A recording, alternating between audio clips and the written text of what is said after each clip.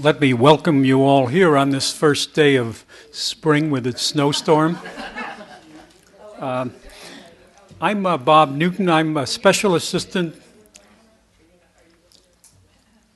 I'm a special assistant to the president of Boston College, Father Leahy, and I'm the interim director of the church in the 21st Century Center.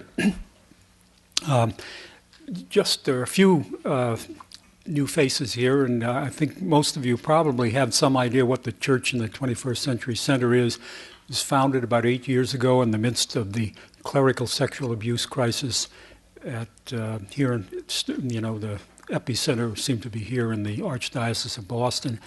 It was Father Leahy's response to what should a Catholic college do in the middle of all of these troubles the church was facing. And so for the past 8 years, we've developed, I think, a very robust center. If you go to our website, you'll see all the things that are on there that are of assistance to the Catholic community. We focus on 4 issues: handing on the faith, roles and relationships in the church, the Catholic intellectual tradition, and let's see if I can remember the 4th. The sexuality and the Catholic tradition, yes. How could I forget that? As a good Catholic, sexuality and the Catholic tradition. Amazing, isn't it, that I've been at it for 8 years and I still can't get the 4 down. But this year, the theme has been grace and commitment, and we focused in the first semester on the vocations of the laity. This semester, we focused on the vocations of the ordained and of religious. And I think tonight you'll see that we have one of the world's great experts to speak to us about what goes on in seminaries, training the ordained.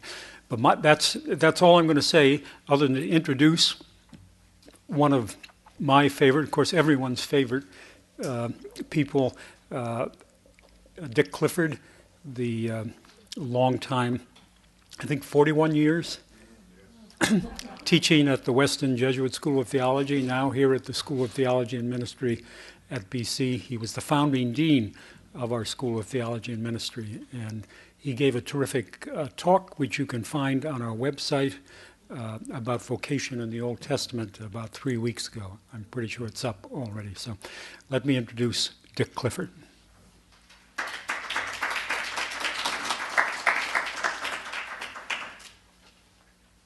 Thank you, Bob, and let me add my welcome to everyone here to this very distinguished lecture this evening. One, I think, that's relevant, and we are in the hands of someone who really knows the scene. Sister Katerina Schuth has been a member of the Sisters of St. Francis, Rochester, Minnesota since 1960. In 1991, she accepted an endowed professorship for the social scientific study of religion at the St. Paul Seminary School of Divinity at the University of St. Thomas in St. Paul, Minnesota. Educated in both the social sciences and theology, she has a PhD in cultural geography from Syracuse University, and we are happy to say she has a Master of Theological Studies degree and a licentiate in theology from Weston Jesuit School of Theology, now part of the new STM. She has, in addition to having a degree, she also worked in the administration. She worked as a registrar and also in development, in both of which jobs she excelled. As a researcher and teacher, her primary interests are theological education, church ministry, and the relationship between church and culture. She has a number of books, and I'm just going to give you a couple. Seminaries, Theologates, and the Future of Church Ministry, an Analysis of Trends and Transitions, 1999. Reasons for the Hope, The Futures of Roman Catholic Theologates, which she wrote while she was at Weston Jesuit, and a co-authored book, Educating Leaders for Ministry, in 2005. And the most recent one is actually one on parish priests, priestly ministry in multiple parishes. She is a widely consulted authority on the education of priests. She's spoken frequently in the United States and also internationally, Rome and the UK, among other places, at workshops and conferences on a variety of issues that are relevant, but particularly the priest shortage, the future of Catholic ministry, trends related to seminaries and schools of theology, and the clergy sex abuse crisis, on which she has worked closely with the John Jay College of Criminal Justice. And there'll be something in the talk about that. Sister Katerina teaches pastoral ministry, sociology of religion, and world religions in St. Thomas, and she has served on more than a dozen boards of directors and trustees, including 16 years at Weston Jesuit. You can see I'm kind of pushing a theme here. She has been the recipient of many honorary degrees and awards, including the Pedro Urupe Award for Excellence in Ministry at Weston. And in the interest of brevity, I'll just say two more things. That she has an honorary degree from Boston College in 2004. So, and then she is also, and I think this is very significant, the National Federation of Priest Councils in 2009 gave her the Mandatum Award, which I think is an indication of how well she knows the diocesan world and the world of priests. It's wonderful to welcome an old friend and someone who is so competent in the area, Sister Katerina.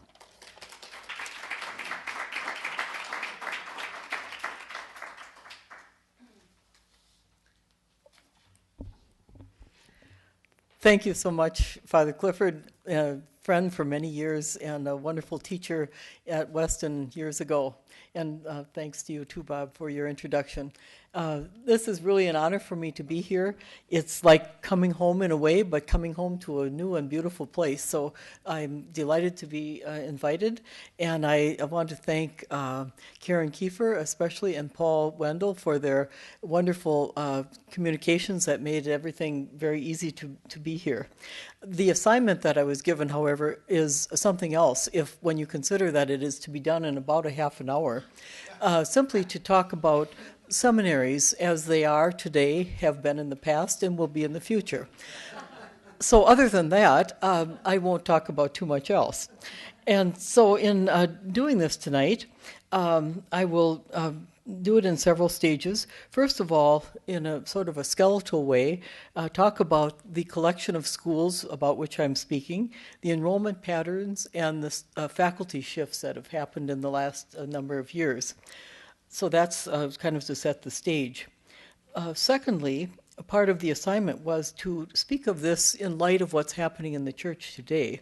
And so I will mention several broader ecclesial and societal issues and contexts that have affected seminary education and formation, or that should affect it very much in the future. Then, getting more into the heart of the matter, I will examine the seminaries for what they have tried to do so far in the direct response to the way the church has changed, and other forces such as church directives that have been plentiful in recent years about how seminaries should be. And then finally, I will suggest a few modifications and considerations that seem to me to be important if we are to be faithful to the gospel message of preparing people to go out to all the world and spread the good news. So that's the agenda for tonight, and it will take some quick work in order to get through some of this, but know that at the end there will be time for questions so that you can delve into areas that might be of great interest. The handout that you received, I won't be referring to things in detail, but it might be worthwhile for you to just have those handouts on hand, and I'll refer to them as we move along. So the first page refers to the models of seminary and to the numbers of them, just to give a quick historical account. In 1967, more or less at the peak, there were 110 theologates, major seminaries. And when I'm speaking here of seminaries, I'll be talking only about the theological level, not about college or high school seminaries. So just to keep that in mind. By the mid-1970s, not that many years later, there were only about 70 seminaries. And the ones that closed were largely religious order schools. About 40 small theologates closed in favor of a few centers. The Catholic Theological Union and Washington Theological Union took in many of those religious communities, and a few special ones like the Jesuits and the Dominicans, and a few others kept their own schools, and that pattern continues until today. So from 110 at the present time, as you will see on that sheet, there are now 46 seminaries that are still functioning. And of these, 24 are in the first column, mainly independent diocesan schools. The middle section has grown, and these are university-related schools. And of course, Weston is one of the places where it has changed from being an independent school to be part of Boston College to its great advantage. And also now in Berkeley and a few other schools have moved toward universities. So that's a rather major shift. The last column is a variety of ways in which seminaries have organized themselves.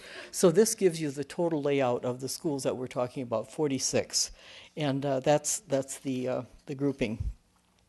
The second piece that we'll want to have in the back of our minds as we hear some of the other topics is the current the enrollment and how that has changed through the years. That's the second sheet if you want to turn over to that sheet. Amazingly enough, the first time that a comprehensive view of how many seminarians were actually studying in theological schools was in 1967. In that year, there were about over 8,000 theologians. Only 2 years later, there were 6,600, and that's where your table starts here. I wanted to get to 70, 75, and so on down the line. In no time, it dropped to only 500, 5 years later, 5,000 rather, and then to 4,000 and somewhat stabilized, then to 3,000. And it's somewhat stabilized around that number at this point. The only other thing two things that happened in the meantime. One, since seminarians were coming at an older age and were not really suited to go back to college, a program called pre-theology was started. And this was an opportunity for those who had a college degree but had not studied philosophy and theology to study a lot of philosophy and a little bit of theology to prepare in order to be ready to study theology full time.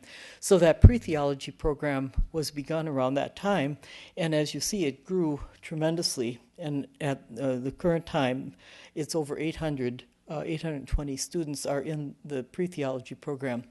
This makes the total enrollment look pretty good because those students are added into the theology enrollments now. But if we took those out, they're almost all diocesan. If we took them out, there would only be about 1,800 diocesan seminarians in theology and about 800 religious order. Right at this point, I have it shaded because it's a low point for religious order seminarians. There are just very few in numbers, and that's a troubling feature. The low point for the diocesan seminarians was actually a few years before. It had been gradually increasing their numbers, but then after the sexual abuse crisis, there was a sudden drop. Within about 2 years, over a drop of over 600 across the board in seminaries. That was a tremendous loss, and we have not yet fully recovered from that particular thing. So what we're seeing then, if you look at the bottom line, the difference, taking the first early period and the later period, it's all minuses except for, of course, that new program that was added. So we're dealing really with very much fewer students. There's only one person being ordained for every 3 priests who are retiring or dying or leaving the priesthood at this point. So the future, in that sense, is very troubling and will affect the way priests need to be trained because it's a whole different scene that we are looking at. So meanwhile, the other major feature that happened is lay students began enrolling in the early 1970s. And the numbers by the early 80s was in the range of 2,300 lay students across the board. More were in diocesan seminaries at that point than in religious order seminaries. That has changed. The number has not grown very much at all, only 2,700 now. So it's only grown about 400 in these 25 years. And now it's about equally divided between religious order and diocesan seminaries. The ones in diocesan seminaries are by and large separated from seminarians in separate programs. In religious order schools, they tend to be studying together. So that's another important difference. Moving on, we also have the influx of large numbers of international students. 20 or so years ago, they weren't even separately counted, but we estimate that maybe 5% were international. At the present time, 25% are from international schools or internationally attending seminaries in the United States.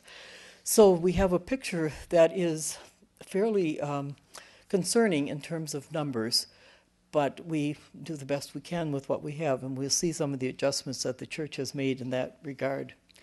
Most of these young students nowadays have lived their adult lives during the pontificate of Pope John Paul II, and it explains their outlook on the church, I think, very well. And so it's different from probably most of the people in the audience here today in terms of their experience of church, quite different. So faculty have the very great challenge of dealing with students who are of another generation by and large. In the next handout, we'll only look at that briefly. That's the current status. It gives the number of priests, sisters, and brothers, laymen and laywomen, and with their degrees and also with obviously their vocational status.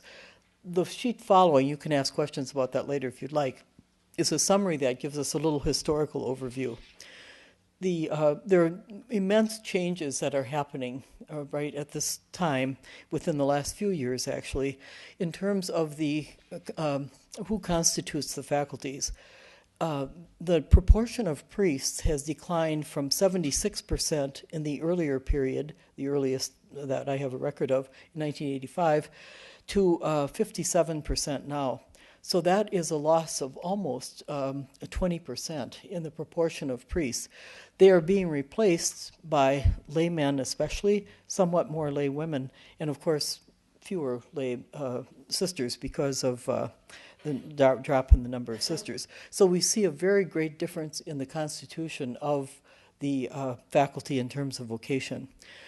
In terms of degree, there has been less change except from the first period when there were about 64% who had doctoral degrees.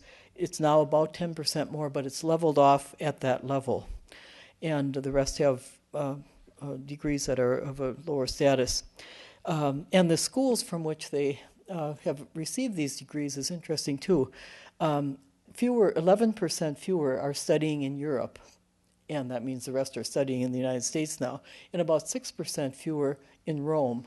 Part of the reason for that is so many of the religious who might have studied there are now retiring, and so they were the ones who taught in those 40 or so schools that closed, and now they're at retirement age. So we have a very different constituent of faculty at this point. There's a lot more to say about that, but for now I'll have to leave it right there, and if you have questions, we can come back to that.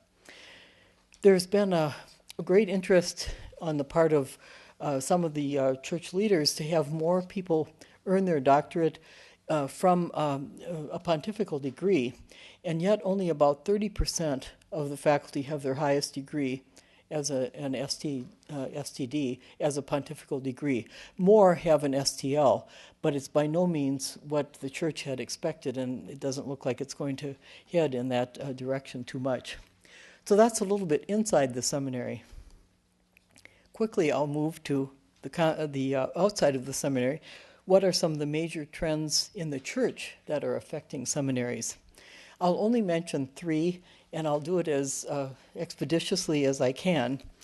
I'll talk about changes in the Catholic population, and I'll talk about changes in church personnel and the roles of priests, and then changes in the behaviors and attitudes of Catholics, all of which have great impact on how people need to be educated for ministry today. So you can turn the page to the next one in terms of the Catholic population. I won't dwell on this, but over the past 40 or so years, there are more than 20 million Catholics than there were 40 years ago. So we have a huge number more Catholics than we've ever had. Most of it is due to immigration.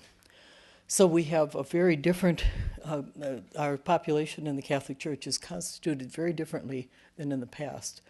About half of Catholics now are of what we call minorities, but they're actually becoming, the European Anglo-Catholics are becoming the minority, as a matter of fact. It's about evenly divided at this point.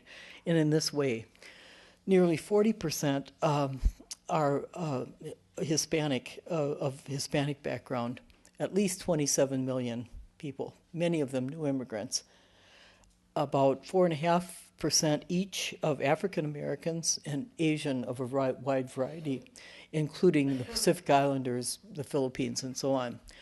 So that's another 9%, and then about 1% are Native Americans. So there we have about 50%. We need to, in seminaries, direct our studies in a very different way in order to accommodate that quite distinctive group of Catholics that's quite different from what we've originally had. There are other changes within the church. The movement of the population is important. Movement from rural to urban and suburban areas.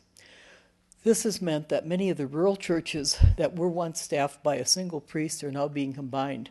So this phenomenon of multiple parish ministry of many of the diocesan priests, and incidentally 15% of those in multiple parishes are religious, so it's not totally diocesan.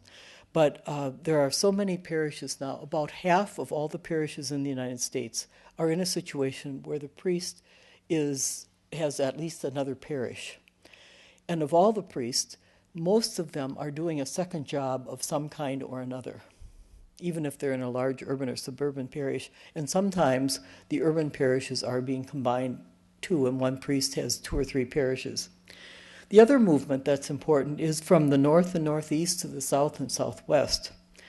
This relocation is disruptive in that the personnel, program, services, and facilities are not where the Catholics are in great numbers. The Catholic infrastructure is simply not available where Catholics are located.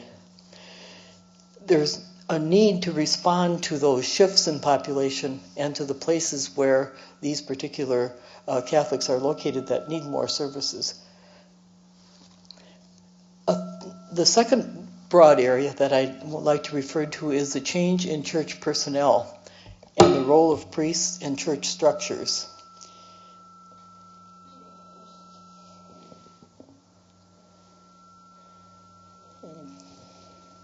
Don't know what the sound effect is there, but I don't think it's okay. But they need it for the recording, so yeah. Anyway, we'll go on, and I hopefully the sound will be okay. So the church personnel, looking still at the same sheet, what we notice very quickly is that the personnel is very different. There are almost 20,000 fewer priests, and of course 118,000 fewer sisters. So we're looking at church personnel at this point. And we've noted the number of priests has dropped by almost 20,000, 19,000 in some. Even though the base was smaller for religious, the proportion of those the numbers have gone down considerably, of great concern. Number of sisters is considerably less, brothers as well. So who is replacing all of these ministers in the church? Well, the gap is being filled by 2 sets of people.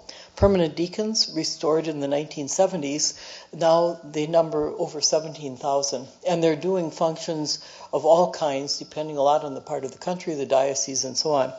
But what's really made a big difference is the way lay ecclesial ministers have stepped up to take the place of so many, especially of sisters and brothers. Over 30,000, and these numbers are kind of generalized because there isn't as careful account kept of lay ministers as there is of priests and sisters. However, that may change in the future. So at least 30,000 are working for pay at nearly full-time or full-time in parishes. An additional 162,000 or so are working in the schools. So we can imagine that they've more or less taken the place of the vast majority of sisters who were in those situations. And so we have those 2 groups of people who have stepped up and really helped to fill in a very important way in the ministry of the church. So in terms of seminaries, of course, learning to work together with a different group of people is one of the essential pieces of training, of formation, that will be needed, especially in the future. So there's some resistance to working together at times, and so it's a great task to try to overcome that resistance in the future. The third area of changes in the church are in the behaviors and attitudes of Catholics. And your next page will give you some data on that. Catholics are different not only from what they were in the past, but are very different from each other in profound ways. Catholics, for example, hold sharply different opinions on moral and social issues, sometimes on the identification that they have with church authority. They accept it in varying degrees, the guiding force of the church teachings. Some take these decisions into their own hands. Liturgical and devotional preferences also divide parishes and people in many different ways. It's really a different ecclesiology, and one that is less and less influenced by Vatican II as time passes. So these are some changes in attitudes, and they come about largely because of generational shifts, which you will see on the sheet indicated here. There are a couple of things to look at on that sheet. First of all, on the right-hand side, I like to notice that in 1987, 78% of Catholics had lived through Vatican II. Now, or in 2005, it was about 52%, and now it's less than 45%. So less than half of Catholics actually understood and lived through Vatican II. Therefore, its importance in the minds of those Catholics varies tremendously. And teaching in seminaries nowadays has the great challenge of trying to emphasize that a council is a very important part of the church's history, and it's not something to be disregarded after a few 40 or 50 years. So that's one of the major things to notice in this chart. The other is the identification of different age groups with the Catholic Church. What is most astounding is the millennials, who would now be somewhere in the ages of, let's say, approximately 20 to 30 years old. They, only 7% say that they are highly committed to the church. And this would be in answer to questions like, being Catholic is a very important part of who I am. I would really want my children to be raised as Catholics. There is nothing about the church that really is difficult for me, that completely committed, a very small proportion of the youngest generation.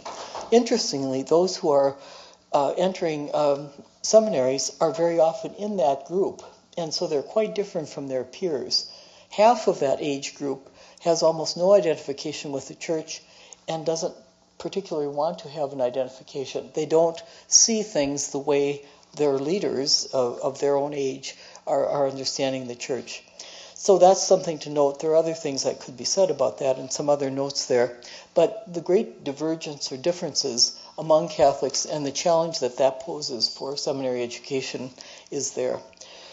One of the resulting things of all of this is that church attendance is down, and the Pew study reported that about a fourth of all Catholics who were raised Catholic are no longer in the Catholic Church. So these are evangelization challenges that are certainly there. Now, to the heart of the matter, what are seminaries doing with this and about this? We just have 2 more sheets that go together as far as handouts, so you can have those standing by. Changes in theological formation programs have been initiated over the years by the Pope, especially John Paul II, in a wonderful document called Pastoris Dabo Vobis, pretty much acknowledged, I will give you Shepard's in 1992, to be one of the great and important descriptions of what a seminary should be like. And bishops have also asked for changes as they see necessary. Vocation directors pick seminaries according to their desire for a certain kind of ecclesiology that is present in that seminary. And the same might be said for religious orders as well. Among the seminaries themselves, there are different levels of awareness of parochial life or of the other ministries in the church. and what kind of response is needed today. Some pay a great deal of attention to that. Others pretty much follow along with directives without a lot of further thought about it. But there have been some modifications over the years in mission statements, in the ecclesiological understandings of themselves and their role with lay people. The tendency has been for religious to come more closely to working together with lay people, and the diocesan schools to separate the lay students from the priesthood students. In terms of human formation, there's been a great deal of development around celibate chastity. I'll say more about that in a moment. Spiritual formation, the second of 4 pillars of formation, as they are called.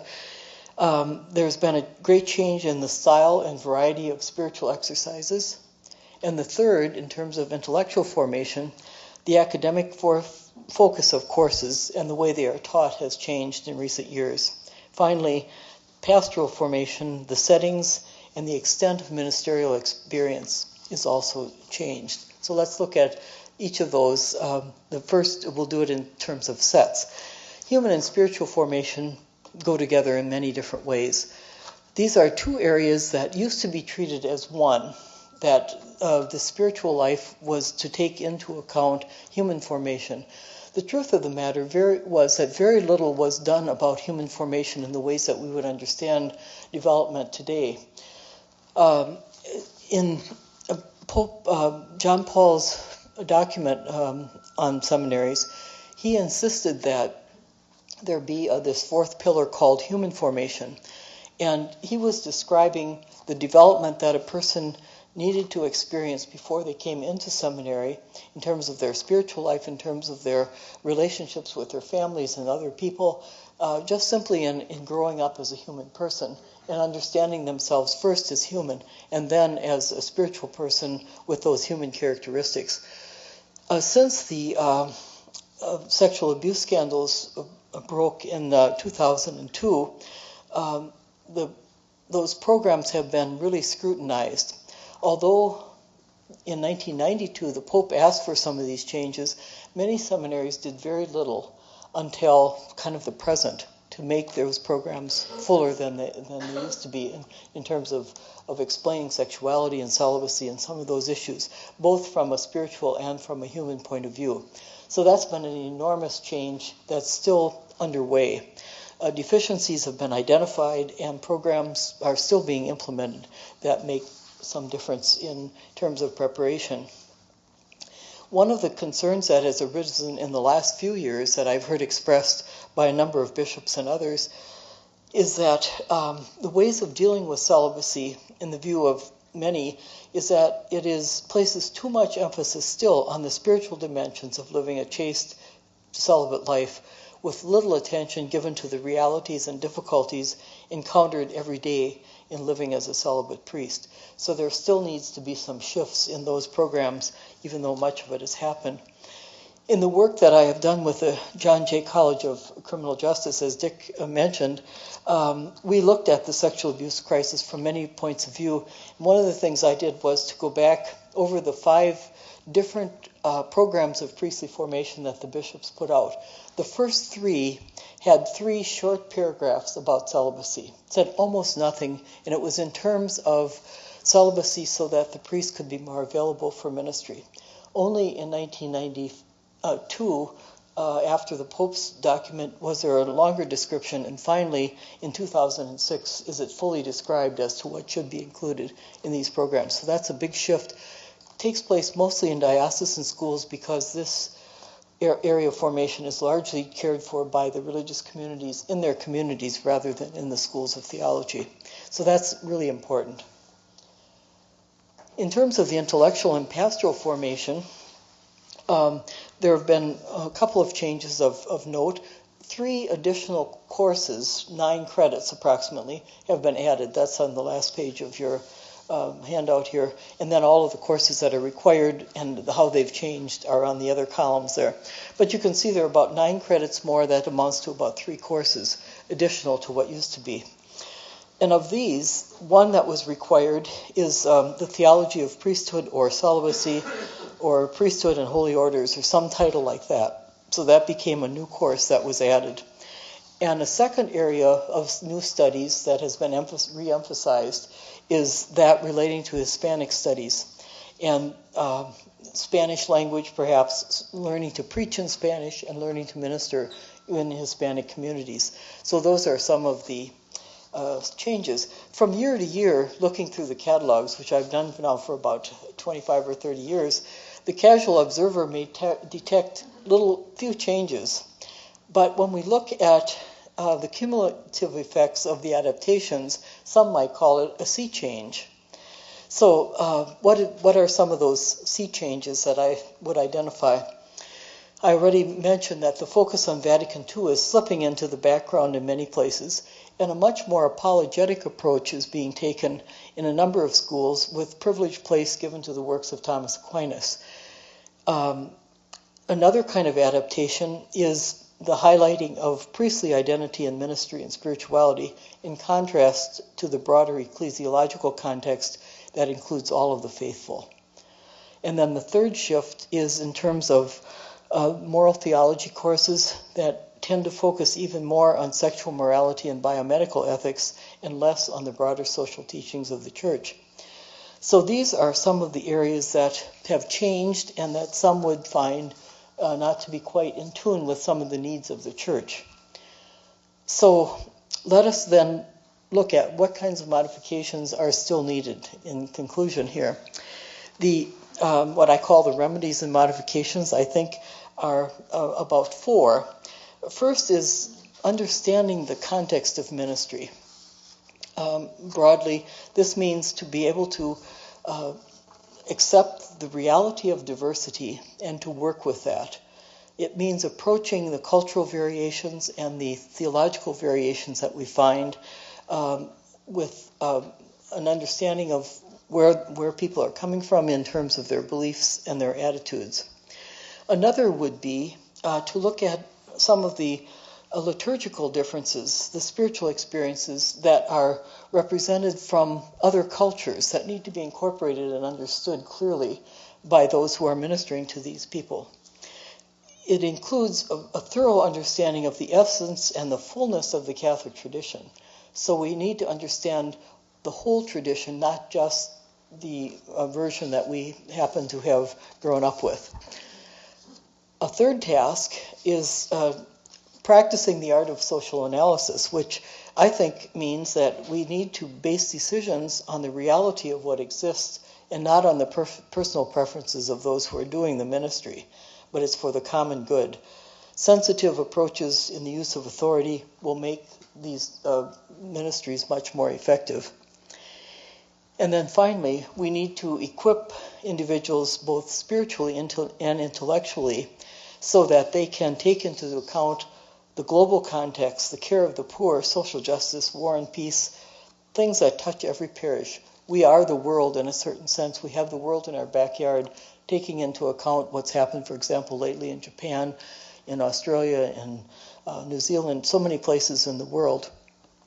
The goal is to attend to all of the people with grace and with the hope for salvation for all, won by the life, death, and resurrection of Jesus Christ.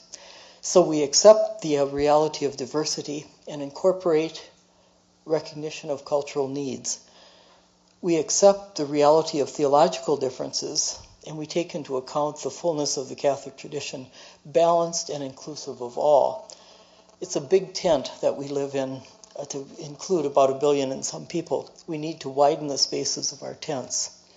And then we need to provide accurate analysis of pastoral needs and respond appropriately. And we need spiritual deepening and conversion so that we have the ability to inspire and encourage. And the seminary, it seems to me, is the focal point for inculcating virtues and values that convey a sense of hope and expectation for improvement to the church, the world, and every individual living in it. Thank you.